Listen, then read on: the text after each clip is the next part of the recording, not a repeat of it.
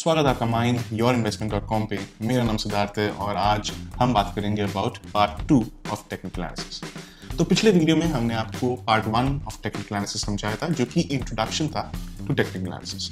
वहाँ पे आपको the basic of technical analysis, क्यों हमें उसे यूज़ करना चाहिए और कैसे हम उसे यूज़ करते हैं, आपको समझाया था। तो अगर आपने वो नहीं देखा है, आपको इस वीडियो के डिस्क्रिप्शन में लिंक मिल जाएगा, उसे पहले देखिए और उसके बाद इस वीडियो को देखिए। तो आज के इस वीडियो में हम बात करेंगे about the price of an asset. तो हमारे फर्स्ट वीडियो में मैंने आपको समझाया था कि without the price of an asset technical analysis is useless. और टेक्निकल एनालिसिस में हम प्राइस में ज्यादा फोकस करते हैं दैन फंडामेंटल एनालिसिस, क्योंकि fundamental analysis is all about valuation of a stock. Technical analysis में हम एक स्टॉक का पास्ट प्राइस को एनालाइज करके फ्यूचर वैल्यू को एस्टिमेट करते हैं। तो पास्ट प्राइस को समझने के लिए आपको एक स्टॉक का प्राइसिंग समझना होगा। और ये जो नॉलेज मैं आपके साथ शेयर करूंगा, ये बहुत ही बेसिक नॉलेज है और बहुत जन ये वीडियो को स्किप कर जाएंगे। बट ट्रस्ट मी, कब कौन सा नॉलेज आपके कब काम आ जाए आपको नहीं मालूम, इसलिए कोई भी नॉलेज को स्किप मत कीजिएगा। तो coming back to the point, आपको स्टॉक मार्केट का जो बेसिक्स है उसे समझना चाहिए। तो मार्केट इन जनरल को हम 2 स्टेजेस में डिवाइड करते हैं। एक होता है the first stage which is called the primary market, और दूसरा स्टेज होता है द सेकेंडरी मार्केट, जिसे हम स्टॉक मार्केट के नाम से जानते हैं। तो जब कभी भी एक कंपनी को अपना shares for the first time public को बेचना होता है, वो करते हैं इन दी प्राइमरी मार्केट, यानी डायरेक्ट कंपनी अपने शेयर्स को पब्लिक को बेच रहे हैं। तो ये होता है प्राइमरी मार्केट, और वो कंपनी शेयर्स बेचता है with the help of an IPO। तो प्राइमरी मार्केट में जब वो कंपनी अपने शेयर्स को पब्लिक को बेचता है, उस टाइम वो कंपनी डिसाइड करता है कि एक स्टॉक का क्या करेक्ट प्राइस होगा। They will do a valuation, यानी खुद एक कंपनी अपने वैल्यूएशंस करते हैं और एस्टिमेट करते हैं कि वो शेयर्स को वो कंपनी किस दाम में बेचना चाहेगा टू द पब्लिक। उसके बाद जब IPO हो जाता है, वो कंपनी का शेयर प्राइस सेकेंडरी मार्केट में आ जाता है, और सेकेंडरी मार्केट में वो कंपनी का शेयर प्राइस हमारे कंट्रोल में रहता है। यानी आप, मैं या हमारे जैसे रिटेल इन्वेस्टर्स जो हैं, वो उस कंपनी का शेयर प्राइस को कंट्रोल करते हैं। तो ये जो शेयर प्राइस कंट्रोल होता है, that happens with the help of demand and supply. यानी अगर आज मैं एक कंपनी का शेयर खरीदना चाहूँ, तो सबसे पहले ये देखना होगा मुझे कि क्या अलग साइड में कोई ऐसे बंदा है जो वो शेयर बेचना चाहता है कि नहीं।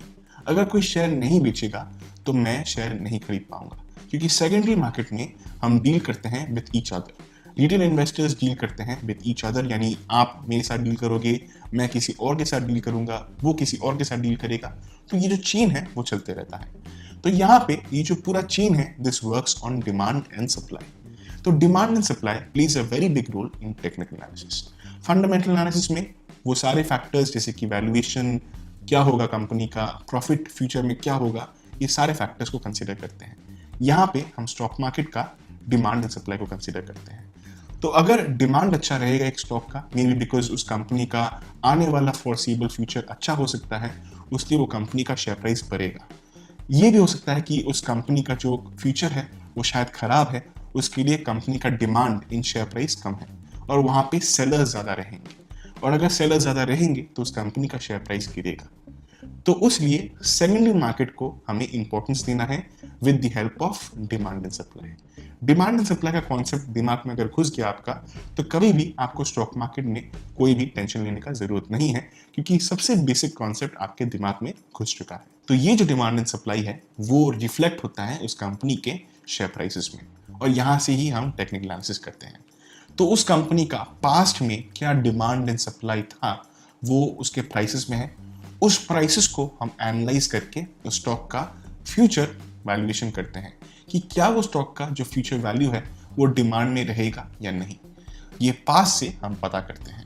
तो technical analysis is all about analysing the price of a stock. और स्टॉक मार्केट में डिमांड एंड सप्लाई छोड़ के भी बहुत सारे ऐसे वेरिएबल्स होते हैं जो टेक्निकल एनालिसिस में हम नहीं कर सकते हैं।